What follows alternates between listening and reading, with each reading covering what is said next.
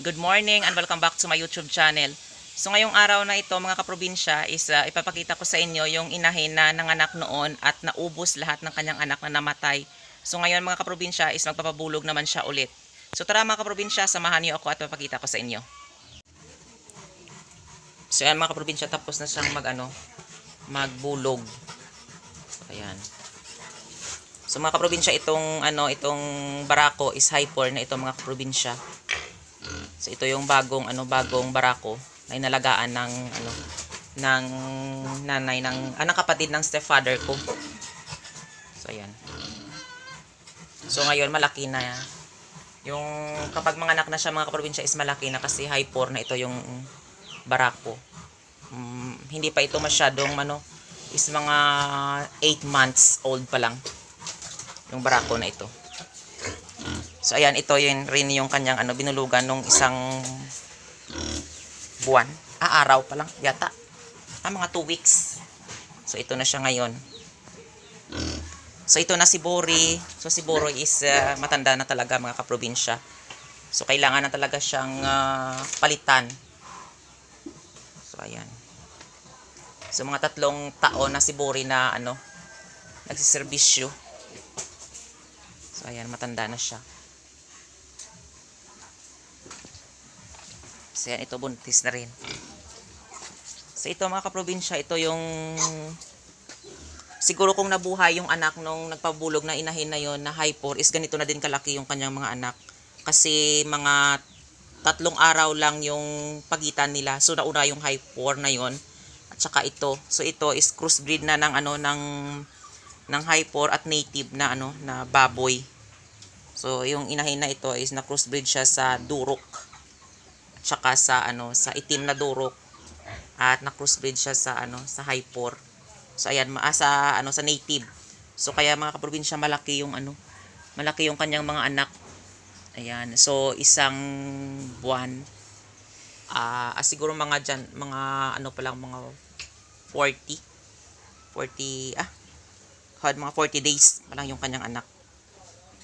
So dito kasi sa amin mga kaprobinsya is 2 months talaga yung yung pagwalay ng mga biik kasi na-crossbreed sila sa sa native na baboy.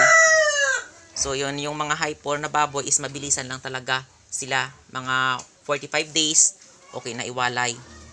Pero dito sa amin is mga 2 months talaga ang pagwawalay ng mga biik. So ayan.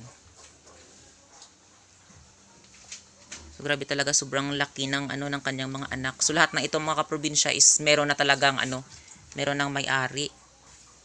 So nagkakaubusan kahit ganito yung baboy. Ang mga biik is 6'5". 6'5 talaga yung yung bintahan dito. Kahit yung maliit na yun, no. Yan, kasi sobrang mahal ngayon ng ng biik, sobrang mahal ng pakain. So ayan, kasi ginagamitan na sila ng ng commercial feeds at ipa ng mais. At meron na silang mga vaccine, vitamins, ayan. Dahil kapag hindi ka nagpapalabas ng pera na hindi mo sila mga kaprobinsya is ipapagamot or lagyan ng mga iron, mga ganyan, yung mga vitamins, is mamamatay talaga sila.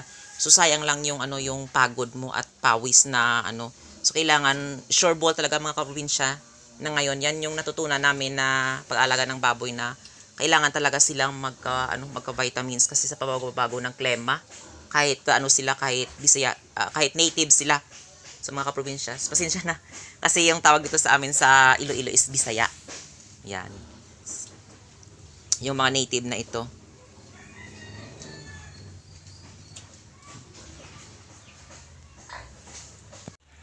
So yan mga kaprobinsya, ngayon ito yung panahon dito sa amin sa Iloilo. So ngayon is 10:30 na.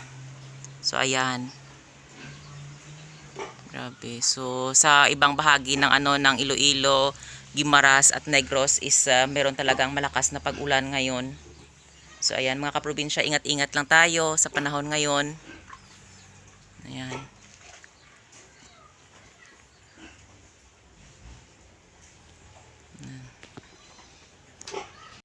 So ayan mga kaprobinsya, tapos ko nang pabulugan doon yung inahin at binalik ko na yung barako sa kanyang sa kanyang bahay na nilalagyan. So ngayon mga kaprobinsya is paunti-unti na ngayon umuulan na dito sa amin. So ayan mga kaprobinsya, mag-ingat lang tayo kasi ngayon yung Pag-asa is meron siyang hinahabilin na lahat dito sa Iloilo, Negros at Guimaras is malakas na pag-ulan at may konting dala na na kidlat. So kailangan talaga nating mag-ingat at magmatsyag mga kaprobinsya sa panahon ngayon. So ayan mga kaprobinsya, maraming salamat sa walang sawang pagsusupport at panonood nyo sa aking YouTube channel. And don't forget to like, share, and subscribe to my YouTube channel. Thank you for watching and happy farming!